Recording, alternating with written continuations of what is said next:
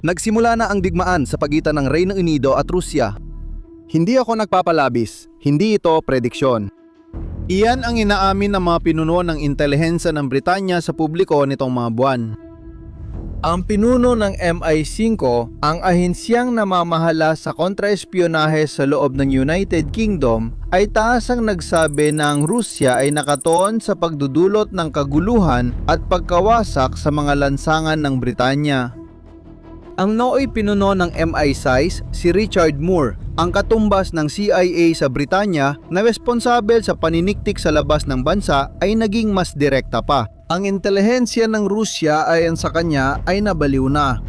Inamin ng pinuno ng sandatahang lakas ng Britanya sa isang panayam na mas delikado ang kasalukuyang sitwasyon kaysa sa anumang naranasan niya sa kanyang karera.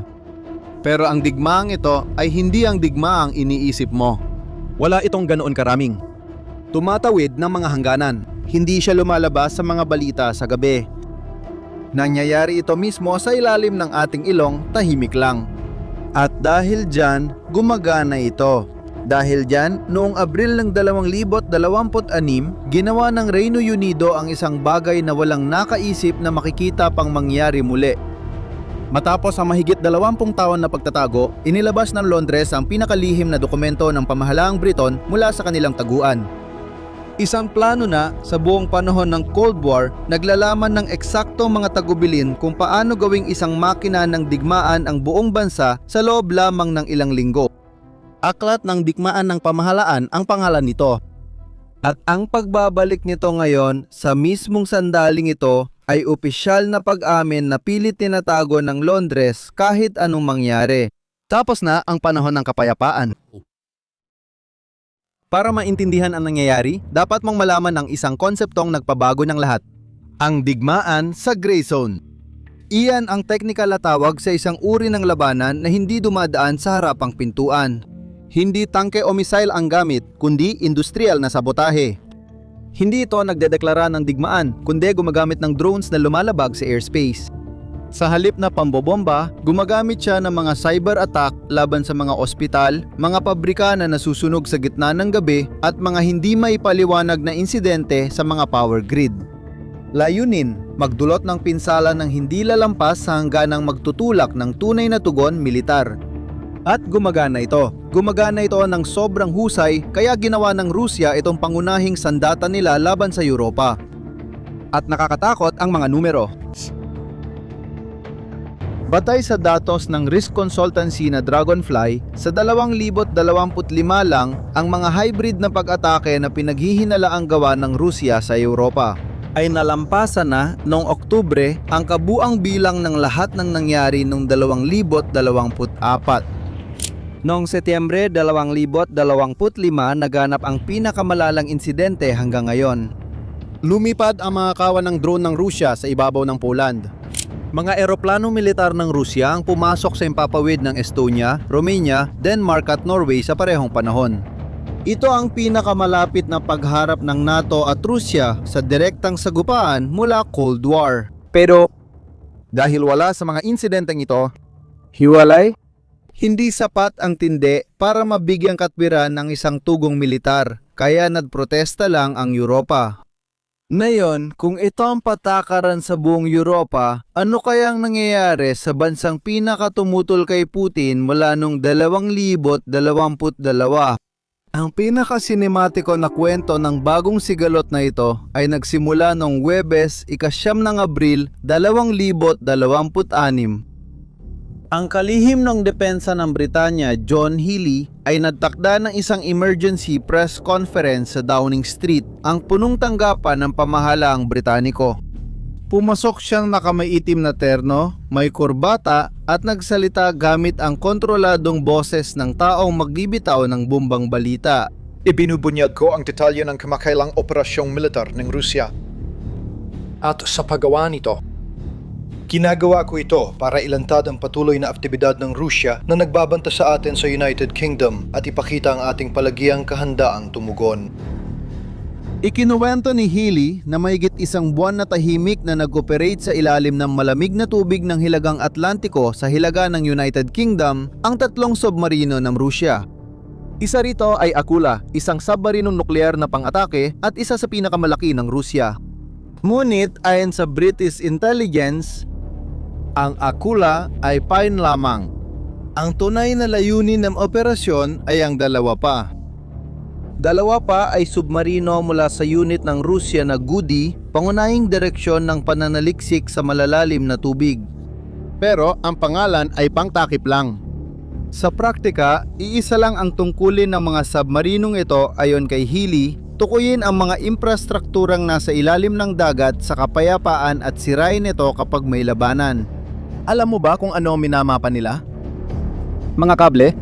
Mga kable sa ilalim ng dagat. Yung mga fiber optic na kable na dumadaan sa ilalim ng dagat na nag-uugnay sa United Kingdom sa ibang bahagi ng mundo at kung saan magugulat ka 79% ng lahat ng international na komunikasyon sa buong planeta ang dumadaan. Lahat ng usapan mo sa WhatsApp, mga transaksyon mo sa bangko, mga video call mo, lahat ng nilalaman ng internet, lahat. Kapag naputol ang mga kable na yan, mawawalan ng access sa internet, sa pandaigdigang sistemang pinansyal at sa komunikasyong militar at maapektuhan ang mismong paggana ng makabagong ekonomiya ang United Kingdom. Napakalaki ng operasyon ng Britanya para subaybayan ang mga Ruso. 450 oras ng paglipad ng mga eroplanong pangpatruya, libu-libong nautical miles ang nilakbay ng British frigate, mga kaayadong Norwegian at 500 sundalong Briton. Nakasali araw at gabi sa loob ng ilang linggo sa mga kondisyon na inilarawan mismo ni Healy, na labis na mapanghamon at mapanling lang. Noong umatras ang mga Ruso, sinadyang magpadala ng pampublikong mensahe ang ministro. Direkta, walang paligoy-ligoy. Habang nakatingin sa kamera, sabi niya, "Para kay Pangulong Putin, sinasabi ko, nakikita namin ang iyong mga aktibidad sa aming mga kable at mga pipeline at anumang pagtatangka na sirain ang mga ito ay hindi namin palalampasin at magkakaroon ng malubhang kahihinatnan." Ganitong pangungusap, 5 taon na ang nakalipas ay parang sa pelikula lang. Ngayon, ito ay opisyal na pahayag ng pamahalaang Britaniko pero ang mga submarino na GUSI ay isa lamang sa mga sandata ng digmaang ito. Ang isa pa ay kabaliktaran nila sa lahat ng bagay. Hindi ito nakakahalaga ng bilyon-bilyon, hindi nangangailangan ng pagsasanay militar at hindi kailangan ng lihim na teknolohiya. At dahil doon, maaring mas delikado pa ito. Noong Oktubre ng 2025, hinatulan ng isang hukom sa Britanya ang isang binatang nagngangalang Dylan Earl, 21 taong gulang ng 17 taon sa kulungan. Si Earl ay hindi espya, wala siyang military training, hindi siya Ruso. Isa lang siyang maliit na tulak ng droga mula sa gitnang bahagi ng Inglaterra na laging hindi kontento sa buhay. Hinahanap niya, ayon sa sarili niyang sinabi sa psychiatrist, isang panibagong simula. Nahanap niya ang panibagong simula na ito sa pamamagitan ng isang anonymous na channel sa Telegram na tinatawag na PrivateBot. Ang channel na ito na pinapatakbo ng mga operatibo ng Wagner, isang kilalang mersenaryong milisyang Ruso, ay nagaanyaya sa mga Europeo na lumaban sa mga kaalyado ng Ukraine. Simple ang kontrata, bayad ang misyon sa cryptocurrency, walang muka, pangalan o pirma. Pumayag si Earl. Nakatanggap siya ng 5,000 euro sa crypto. At noong Marso ng 2024, sinunog nila ni kasabwat ang isang bodega sa silangan ng London. Ang bodega ay pagmamay-ari ng mag-asawang Ukrainyano na nagpapadala ng mga Starlink terminal sa mga sundalo sa Ukrainya. Pinsala ay umabot sa higit 1,000,000 libra. At heto ang puntong nagbabago ng lahat. Si Earl ay hindi isang natatanging kaso. Siya ay bahagi ng isang modelo. Isang modelo na tinatawag ng kanluraning intelihensya na Uber ng sabotahe. Imbes na sanayin na matagal ang profesional na ahente, na yon ay ipinapasa na lang ng Rusya ang maruruming gawain sa iba.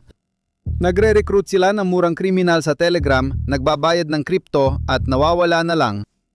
Kung mahuli ang tao, itinatangin ng Rusya ang lahat.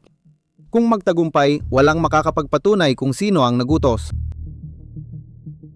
Ayon sa British Institute of Strategic Studies, mahigit 50 insidente ng sabotahe sa Europa mula 2022 hanggang kalagitnaan ng 2025 ay sumusunod sa parehong pattern. Nagkaroon ng sunog sa shopping center sa Varsovia, mga sunog sa mga bus sa Praga at mga pag-atake sa logistics center sa buong kontinente. Lahat ay inorganisa sa pamamagitan ng mensahe sa Telegram, isinagawa ng mga lokal na kriminal at binayaran gamit ang digital na pera. Pero dito nagsisimulang maging talagang nakakatakot ang kwento. Ang digmaang ito ay hindi lang tumatama sa mga bodega sa silangan ng Londres, kundi umaabot na rin sa tuktok ng pamahalaang Britaniko. Batay sa ulat ng Royal United Services Institute, ang nangungunang sentro ng depensa sa United Kingdom. Ari-arian na konektado kay punong ministro Keir Starmer ang tinarget ng mga sunog na posibleng may kaugnayan sa Russia. Nahuli ang mga diplomat ng Russia na nagtangkang pumasok sa restricted na lugar ng British Parliament. Nahuli ang mga Telegram channel na konektado sa Russia na nag-uudyok sa mga taga-London na magsagawa ng mararahas na pag-atake laban sa mga mosque. Ayon sa British Intelligence, may tangkang sunugin ang panlipunang pagkakabuklod ng bansa mula sa loob palabas. Nang tumugon ng United Kingdom para ipakita ang lakas at ipakita na hindi ito basta-basta tatanggapin, ang resulta ay nakakahiya. Noong ika-26 ng Marso, 2026 nagbigay ng isang magarbong anunsyo si punong ministro Keir Starmer. Sinabi niya na simula ngayon, pinapayagan na ng Royal Navy ng Britanya na harangin at kumpiskahin ang mga oil tanker ng Russia mula sa Ghost Fleet. Ang network na yon ng mahigit 1,000 lumang barko na walang tsak na bandila na ginagamit ng Russia para magbenta ng langis at makaiwas sa mga parusang ipinataw ng kanluran. Isa itong agresibong hakbang. Isa itong tugon. Isa itong mensahe. At alam mo ba kung anong nangyari pagkatapos? Wala. Literal na wala. Sa mga sumunod na linggo, ilang mga oil tanker ng Rusya ang tahimik na tumawid sa English Channel. Isa sa mga ito ay dumaan na ineskortahan ng isang frigate ng hukbong dagat ng Rusya na armado ng mga anti-ship missile. Alam mo ba kung ano ang ipinadala ng hukbong dagat ng Britanya para sumabay? Isang simpleng pantulong na barkong tangke, walang armas o kakayahang umatake. Isang reporter ng Daily Telegraph na nag-ulat tungkol sa eksena ang nagrenta ng 12 metrong bangkang pangisda para makapag-film dahil walang barkong pandigma ng Britanya na available.